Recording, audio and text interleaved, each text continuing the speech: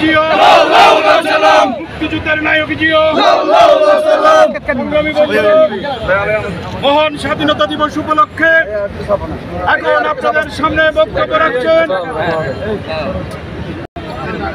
চট্টলার 17 লক্ষ মানুষের অভিভাবক, চট্টলার সিটি মেয়র, চট্টগ্রাম মহানগর বিএনপির সাবেক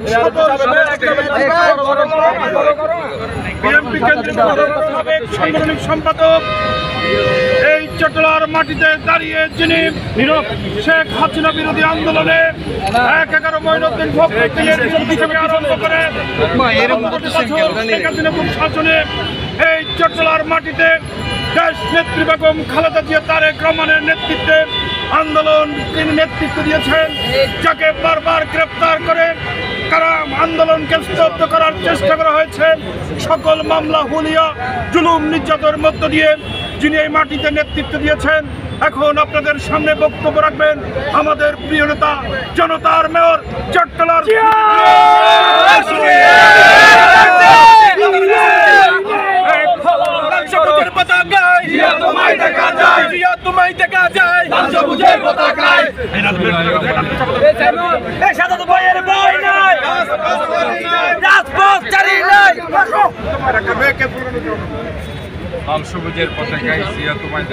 জিয়া তুমি আছো বিশ্বে, সারা বাংলাদেশের ধানের শীষে। আজকে এই বিপ্লব উদ্যান যে উদ্যানের 1971-এর 25শে মার্চ 8ম ইস্ট বেঙ্গল রেজিমেন্টের একজন তরুণ টকবগে মেজর সেদিন ওনার উদ্বোধন কর্মকর্তা কর্নেল জানজোয়াকে সেদিন হত্যা করে ঘোষণা দিয়েছিলেন, আই রিভল্ট, আমি বিদ্রোহ ঘোষণা করছি, উই রিভল্ট, আমরা বিদ্রোহ ঘোষণা করছি। মূলত ওনার সেই বজ্রকণ্ঠের মধ্যে দিয়ে সেদিন অপারেশন সার্চ লাইটের মাধ্যমে ঘুমন্ত বাঙালির ওপর সেদিন পাকিস্তান হানাদার বাহিনী ইয়াহিয়া খান, জুলফিকার আলী ভুট্টো নেতৃত্বে, ফরমান আলী খানের নেতৃত্বে আমাদের শান্ত বাঙালির ওপর যেভাবে সেদিন গুলি চালানো হয়েছিল, সেদিন ওনার এই বজ্রকণ্ঠের মধ্যে দিয়ে বাংলাদেশিরা সেদিন ঐক্যবদ্ধ হয়েছিল।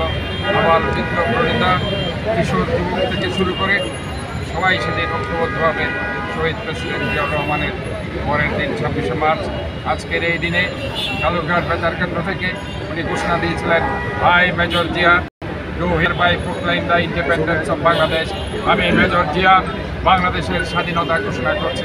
স্বাধীনতার ঘোষক জিও, মুক্তিযুদ্ধের নায়ক জিও, আজকের এই দিনে জিয়া তোমায় মনে পড়ে, গলেছে শহীদ জিও, মুক্তিমোদের খালেদা জিও, শহীদ জিয়া, জিয়ার স্মরণে বই করি না মরণে, বই করি না মরণে, শহীদ জিয়ার স্মরণে। বারবার আমরা দেখেছি মুক্তিযুদ্ধের ইতিহাসকে বিকৃত করা হয়েছে। আমরা দেখেছি অমুক সমুখের নাম বলে স্বাধীনতার ঘোষকের কথা বলা হয়েছে। আমরা বলতে চাই 1971 সালের 25শে মার্চ যেভাবে তারা পালিয়ে গিয়েছিল, বর্ডার ক্রস করে করে আওয়ামী লীগের নেতারা ঠিক একইভাবে 2024 সালে শেখ হাসিনা তার নেতাকর্মীকে রেখে তার আত্মীয়স্বজনকে নিয়ে পিছনের দরজা দিয়ে ভারতে চলে গেছে। আমরা বলতে চাই বাংলাদেশ জাতীয়তাবাদী দলের নেত্রী বেগম খালেদা জিয়া বারবার জনগণকে একসাথে ঐক্যবদ্ধভাবে আন্দোলন করেছে, ওনাদেরকে ফেলে কখনো দেশের বাইরে যায়নি। সেদিন 11-11 সময় ওনাকে বলা হয়েছিল দেশের বাইরে যেতে, সেদিন উনি জানি উনি বলেছিলেন বাংলাদেশের 16 কোটি মানুষ, আমার কেউ সন্তান, কেউ আমার বাবা, কেউ আমার মা, তাদেরকে ফেলে আমি বিদেশের বাড়িতে যাব না। এবং আমরা দেখেছি আজকে দেশ নায়ক তারেক রহমান 2024-এর যে গণ আন্দোলন, গণ অভ্যুত্থান প্রথম দিন থেকে উনি নেতৃত্ব দিয়েছেন। আজকে আমরা বলতে চাই 71-এর মুক্তিযুদ্ধের ইতিহাসের বিকৃতি কখনো ঘটানো যাবে না।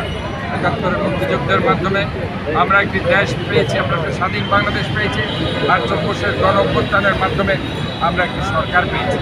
কাজে 24 আর 71-এর মধ্যে আমাদের একটা বেসিক ডিফারেন্স আছে, একটা মৌলিক পার্থক্য আছে। 71-এর মুক্তিযুদ্ধের যারা শহীদ হয়েছে আমরা আজকে ঘোষণা করতে চাই তাদের পরিবারকে পুনর্বাসন করতে হবে, আমাদের দাবি। এবং যারা বীরশ্রেষ্ঠ আছে প্রত্যেকটা বীরশ্রেষ্ঠের নামে আওয়ামী লীগ সরকার যাদের নাম মুছে দিয়েছিল বীরশ্রেষ্ঠ রুহুল আমিন স্টেডিয়াম, বীরশ্রেষ্ঠ মতিউর রহমান স্টেডিয়াম, প্রত্যেকটা জায়গায় সেই নামগুলো আবারও ফলক উন্মোচিত করতে হবে। আমি আজকে এখানে শহীদ প্রেসিডেন্ট জিয়াউর রহমানের আদর্শ ধারণ করে আমাদের দেশ নেত্রী বেগম খালেদা জিয়ার আপসের নেতৃত্বের উপর ভর করে দেশ নায়ক জনাব তারেক রহমানের সাংগঠনিক ভিতের উপর দাঁড়িয়ে 31 দফাকে বাস্তবায়নের লক্ষ্যে ইনশাআল্লাহ আমরা আবারও ঐক্যবদ্ধভাবে একটি সরকার গঠন করে বাংলাদেশের মানুষের মৌলিক অধিকার, গণতান্ত্রিক অধিকার রক্ষা করবো ইনশাআল্লাহ। মুক্তিযুদ্ধের যে চেতনা, সাম্যতা, ন্যায় বিচার, সামাজিক ন্যায় মর্যাদা এবং গণতন্ত্র, সেটাকে প্রতিষ্ঠিত করার মাধ্যমে আমরা বাংলাদেশকে একটি দুর্নীতিমুক্ত সমৃদ্ধশালী বাংলাদেশ আমরা গঠন করব। এটাই হোক আজকে মহান স্বাধীনতা দিবসের আমাদের শপথ এবং আমাদের ঐক্যবদ্ধতার মাধ্যমে ইনশাআল্লাহ আমরা দেশকে এগিয়ে নিতে চাই। সবাইকে ধন্যবাদ। ইনশাআল্লাহ আমরা 26শে মার্চে এর পরের দিন আগামীকাল আপনারা জানেন একটি সমাবেশ আছে, সেখানে আপনারা সবাই জয়েন করবেন। ধন্যবাদ সবাই।